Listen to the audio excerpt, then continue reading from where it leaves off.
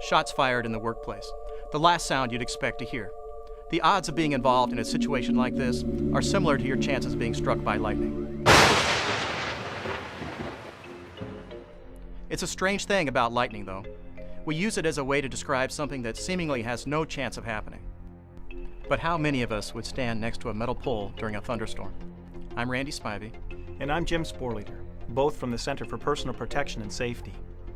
Even though the possibility of being involved in an active shooter situation is very remote, the consequences are so potentially catastrophic that it makes good sense for you to spend some time thinking and preparing for it.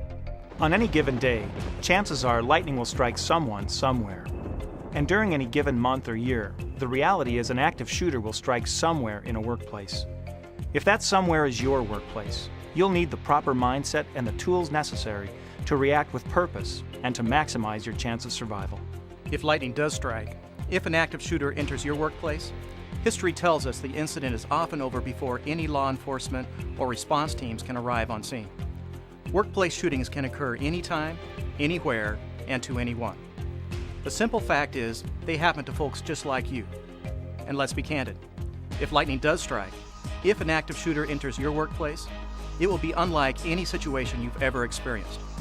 And in those initial heart-stopping moments, it will only involve you, your colleagues, and the shooter. The bottom line is, you need to take direct responsibility for your personal safety and security. You must develop a survival mindset.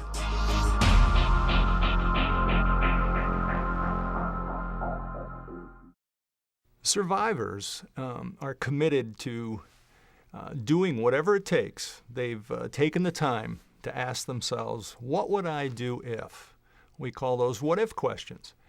And they prepare themselves, both mentally and emotionally, to survive the outcome. In other words, they become stakeholders in their own safety and security. In studies of workplace and also school shootings, we know that many of these incidents are over in a very short period of time, 10, 15 minutes. You often will be the first line of defense in dealing with these particular issues. Your survival mindset is a protective shield comprised of awareness, preparation, and rehearsal. Awareness involves taking the time necessary to gain a basic understanding of an active shooter situation. Preparation is asking yourself the what-if questions that will enable you to develop effective response strategies. The last component, rehearsal, is practicing your plan.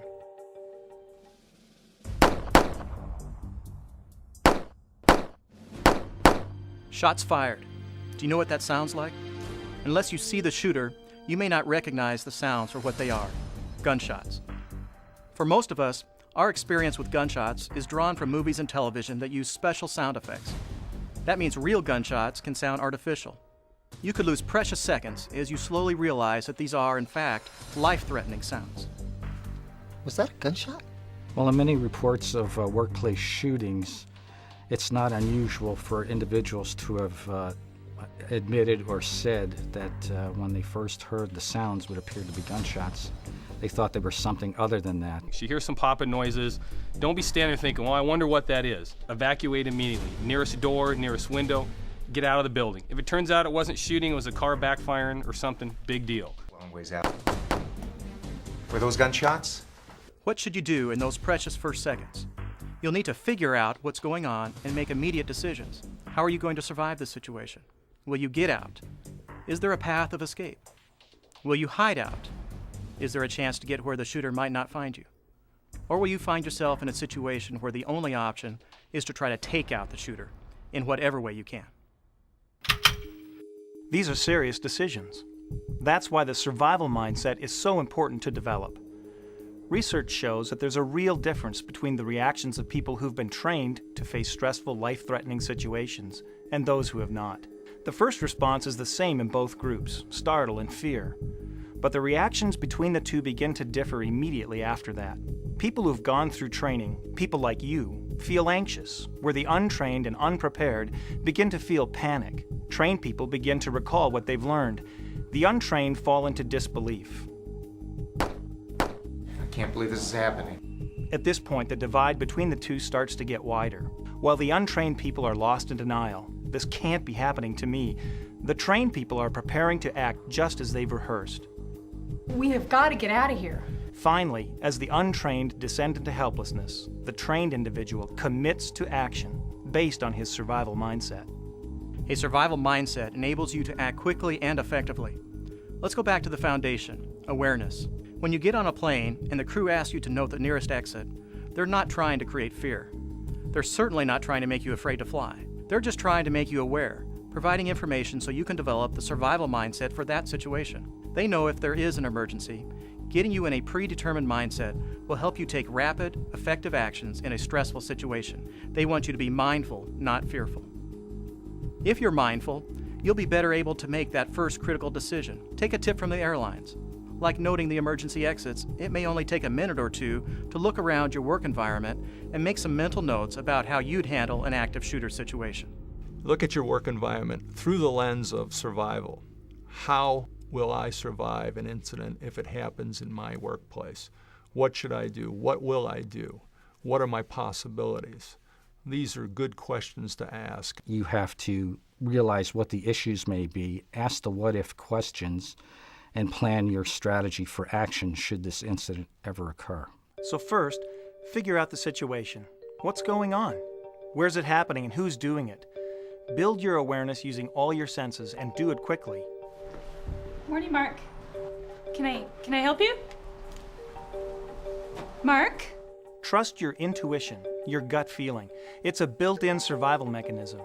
Some people say it's knowing without knowing why, and it's an invaluable tool. For example, if you hear something that sounds like it might be a gunshot, assume that it is until you know otherwise. James, that was a gunshot. Once you figure out what is going on, you'll be better prepared to take action. If you determine that you can get out to a safer area, then get out and get out fast. Don't wait for others to validate your decision, and leave your belongings behind. The best way to survive an active shooter situation is not to be where he is, and not to go where he can see you. When you get out, immediately call out to let authorities know what's going on. Do not assume someone else is calling. This is Steve Thomas. I'm at 2214 South Appleway. Call 911 and be ready to give them useful information. And be persistent, as the phone lines may be jammed with other calls. I saw at least a pistol and I think some kind of a rifle. Calmly and quickly tell them where you are and what's happening. In some cases, you may not be able to get out. The shooter may be between you and the only exit, or perhaps you would have to enter the area or the hallway the shooter is using. It might be safer for you to remain in place because you're well hidden and well protected. In any case, if you can't get out, then you must find a place to hide out. Find a place that will keep you hidden from the shooter's view and will provide some measure of protection should the shooter fire in your direction. If possible, avoid places that might trap you or restrict your options of movement. Once you've found your spot to hide out, you'll want to keep out the shooter. Hiding in a room that can be locked and that has plenty of things to hide behind is best. Blockade the door with heavy furniture, even if the door can be locked. If the shooter is nearby, though, just lock the door and get totally silent. Turn out the lights, turn off any radios or other noises in the room that might alert the shooter to your presence. And don't forget to silence that cell phone or pager if you have one. As soon as you have an opportunity, and without attracting the shooter's attention, call out to 911. If there are two or more of you in the same place, do not huddle together for mutual protection or moral support. Spread out. It's much easier for someone to shoot a group of people who are huddled in one place than who are scattered around the room. Even if you're in a small room, spreading out will give you options and make it harder for the shooter if he does get into your hiding place. When spreading out in a room, quietly talk about what you'll do if the shooter enters. Whichever action you're taking, whether it's get out or hide out and keep out, you should help out where you can. Help others escape as you go. Help prevent others from entering the danger area. If someone near you has a life-threatening injury, if possible, provide first aid and keep them alive. Let others around you know what's happening and try to maintain calm and help them focus on survival. Keep in mind, as events unfold, you must continue to figure out what's happening so you can adjust your actions accordingly. Unfortunately, you may find yourself in the same room as the shooter, maybe even face to face.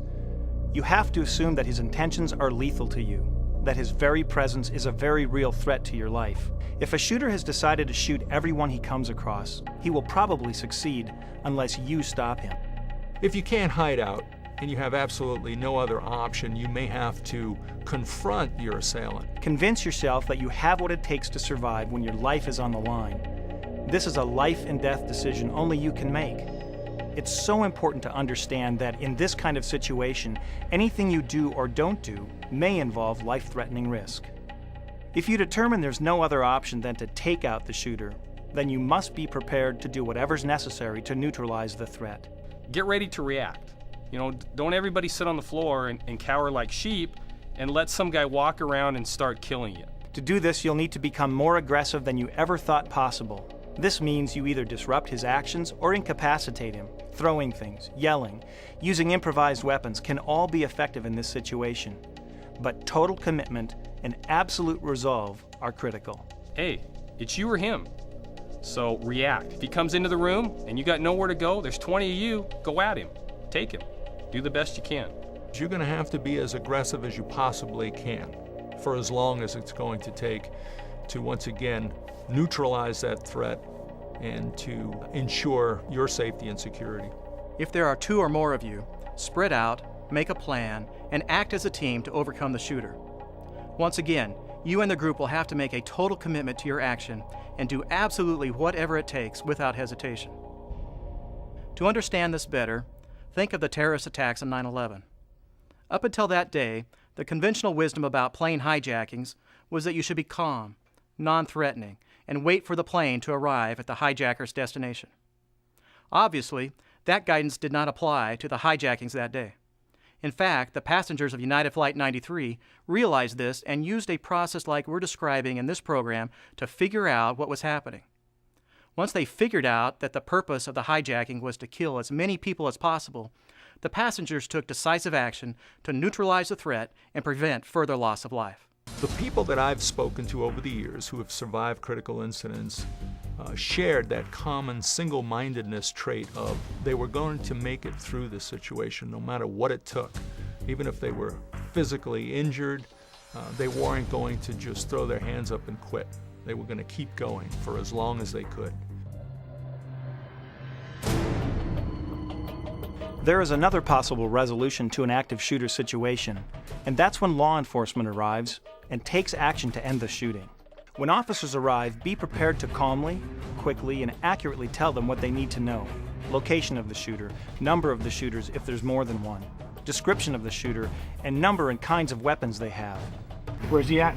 He went that way. He went towards the corner. What's he wearing? He has long hair. He's wearing a flannel shirt. Do not expect officers to assist you as you get out. Okay, stay there, don't move. Their first job is to stop the shooter and end the bloodshed. First responders are trained to go where the gunfire is and to really eliminate the threat. If you're in a room and officers or a SWAT team come in, you must not present a threat to them. Do not point at them or the bad guy. Do not scream or yell. Be quiet and compliant. Do exactly as they say. Remember, they have no way of knowing immediately whether you're one of the good guys. Show your hands, don't move. The officers have been taught that hands kill, and they're trained to first look at people's hands. So raise your arms, spread your fingers, and show them your hands as you drop to the floor. When we make entry into a business, we have an active shooter. We may not know who the active shooter is. We don't know who you are. So if we come into a room, no quick movements, have your hands up in the air, don't have anything in your hands. They'll know immediately that you're not armed or aggressive. That will help them focus on anyone who is armed and prevent them from mistaking you for one of the bad guys in a very dangerous situation. Remember, they have to begin by assuming everyone is a threat.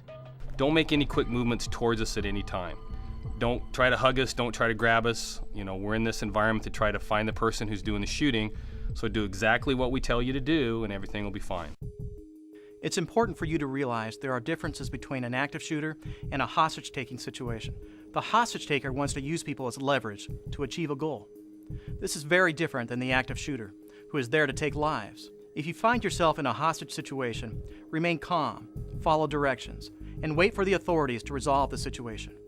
In most instances, the best course of action for someone finding themselves in that situation is to maintain their composure and be compliant and be patient.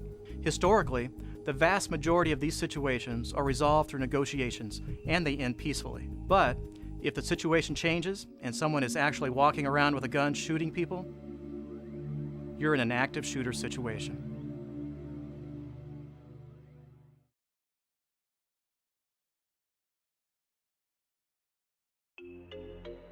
The focus of this program has been on surviving an active shooter situation.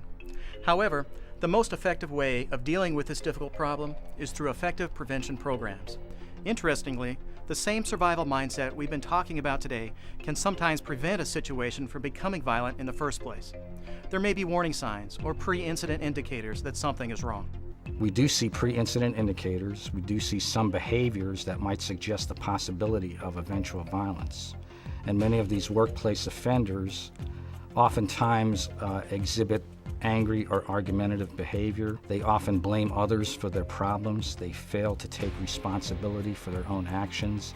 They're what we would call injustice collectors. They perceive every slight as a major issue that they have to take action upon. If you're suspicious about something or you really have an uncomfortable feeling, far better to report those types of observations and feelings than to just disregard them and hope that they're going to go away. Hopefully, your company already has a workplace violence program in place that provides specific guidance on how to maintain a workplace free from threats and violence. Well, certainly one of the major prevention issues when you look at workplace violence is creating an environment in the workplace where people are treated with dignity and respect. Take the time to listen to other people. Many times individuals that get involved in violent encounters are individuals that are very frustrated because no one has taken the time, from their perception, to listen to them. Remember, it's everyone's responsibility to keep the workplace safe. Shots fired, a sound you hope to never hear. But if lightning does strike, you'll always have a weapon, a survival mindset. You can survive.